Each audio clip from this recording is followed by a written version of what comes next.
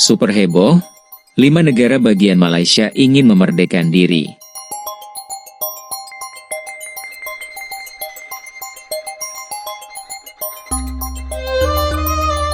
Apakah dari kalian udah pada tahu nama-nama negara bagian di Malaysia? Ya, Malaysia adalah negara serumpun yang menjadi tetangga terdekat dari Republik Indonesia. Negara yang sering dijuluki sebagai negara jiran ini ternyata terdiri dari 13 negara bagian dan 3 wilayah persekutuan yang kurang lebih statusnya yang setara dengan provinsi yang ada di Indonesia. Akan tetapi, sudahkah kalian tahu bahwa akhir-akhir ini beredar kabar bahwa ada beberapa sejumlah wilayah yang ingin merdeka dari Malaysia? Bahkan tak hanya 1 loh melainkan 5. Aduh, kok bisa ya? Nah, berikut ini akan kita ulas penjelasannya. Secara administratif Malaysia terbagi menjadi 13 negara bagian dan 3 wilayah persekutuan, yakni Kuala Lumpur, Labuan dan Putrajaya yang terbagi ke dalam 2 geografis antara semenanjung Malaysia atau Malaysia Barat yang terletak di daratan Asia dan Malaysia Timur yang terletak di Pulau Kalimantan. 9 negara bagian Malaysia memiliki penguasa tituler atau yang dikenal sebagai Sultan, Raja atau yang di-Pertuan Besar dan Ketua Menteri Eksekutif atau Menteri Besar Penguasa Johor, Kedah, Kelantan, Pahang, Perak, Selangor dan Terengganu. Dikenal sebagai Sultan Penguasa Negeri Sembilan memiliki jabatan yang di-Pertuan Besar Perlis, ialah satu-satunya negara bagian Malaysia di mana penguasanya bergelar Raja. Mantan koloni emas Inggris di Penang, Malaka, Sabah dan Sarawak memiliki gelar gubernur atau dikenal sebagai yang di-Pertuan Negeri dan Ketua Menteri Eksekutif. Malaysia terletak di kawasan Asia Tenggara dengan luas 3.3083 km2.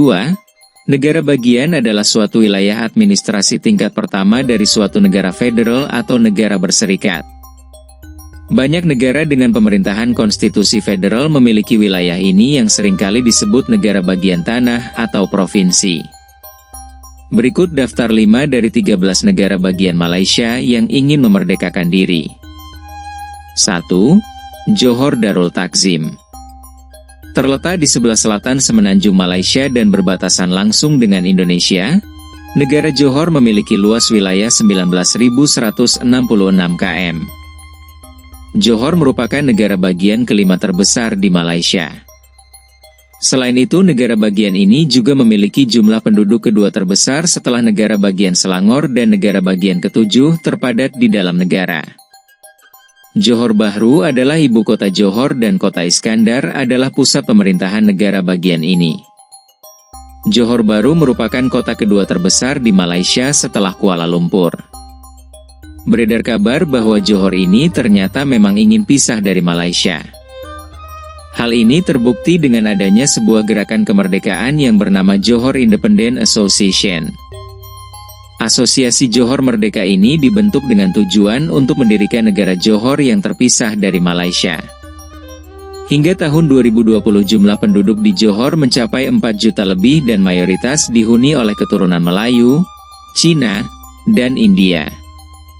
Agama terbesar di negara bagian Johor adalah agama Islam. Sebagian besar penduduk negara bagian, terutama orang Melayu, menganut agama ini. Orang Tionghoa di Johor sebagian besar menganut agama Buddha dan beberapa di antaranya menganut ajaran agama Kristen dan sebagian kecil lainnya orang Tionghoa Johor menganut ajaran Taoisme, Konfusianisme dan Island. Kedua, Sarawak adalah salah satu negara bagian yang terletak di Malaysia Timur yang merupakan negara terluas Malaysia. Ini juga bisa terancam lepas dari Malaysia ya. Hal ini terbukti karena adanya sejumlah gerakan kemerdekaan Sarawak yang telah terbentuk. Di antaranya adalah Yayasan Warisan Borneo Aspirasi Masyarakat, Asosiasi Sarawak, Gerakan Kedaulatan Sarawak, Sabah Sarawak Keluar Malaysia dan Gerakan Pembebasan Sarawak.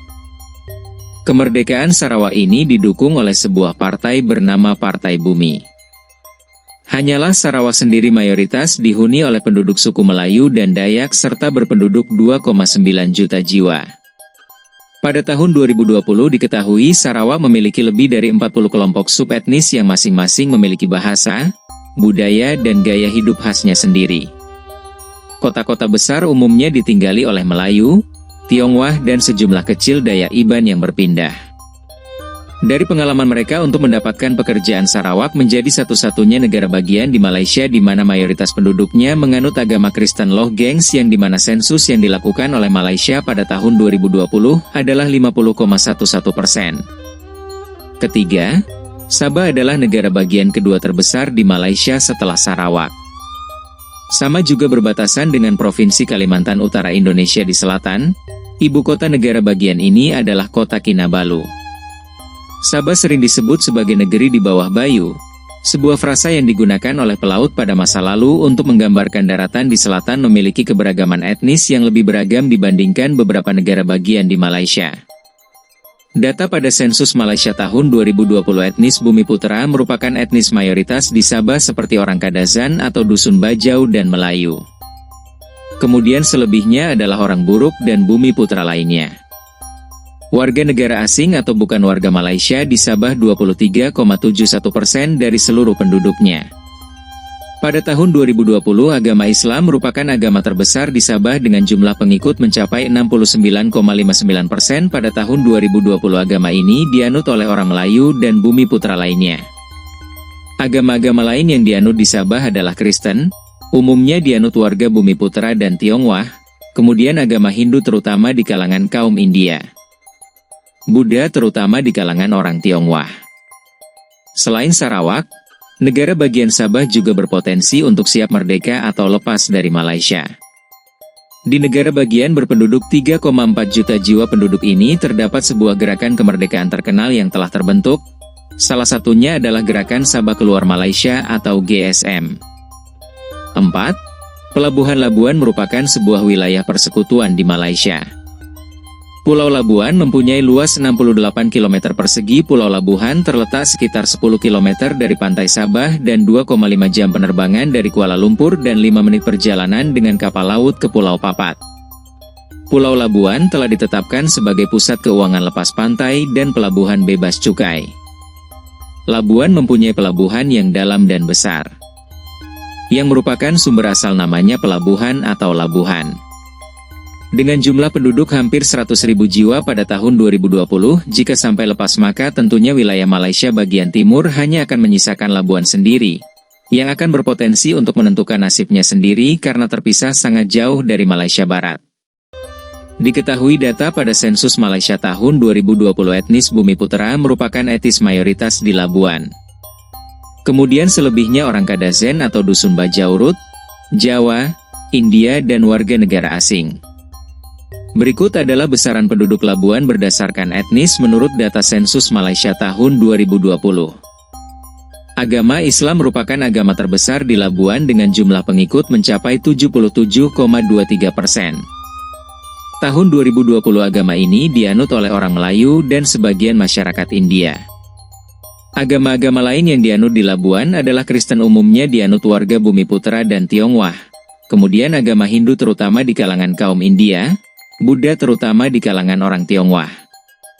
Malaysia jika Johor, Sarawak, Sabah dan Labuan lepas maka wilayah dari negara Malaysia hanya akan menyisakan wilayah Malaysia Barat dengan 12 negara bagiannya. Bisa dibayangkan bila keempat wilayah yang sebelumnya ingin merdeka tersebut lepas maka wilayah negara Malaysia akan berkurang secara drastis dan jumlah penduduk juga akan terpengaruh dan berkurang. Malaysia Barat atau Semenanjung Malaysia adalah bagian dari Malaysia yang meliputi separuh bagian selatan Semenanjung Malaka. Malaysia Barat berbatasan dengan Thailand dan Teluk Thailand di sebelah utara, Selat Johor di sebelah selatan, Selat Malaka di sebelah barat, serta Laut Natuna, Laut Natuna Utara dan Laut Tiongkok Selatan di sebelah timur. Pulau Sumatera Indonesia terletak di seberang Selat Malaka sedangkan Malaysia Timur terletak di seberang Laut Natuna. Nah itulah tadi ulasan seputar fakta Malaysia akan pecah 5. Jadi bagaimana menurut pendapat Anda?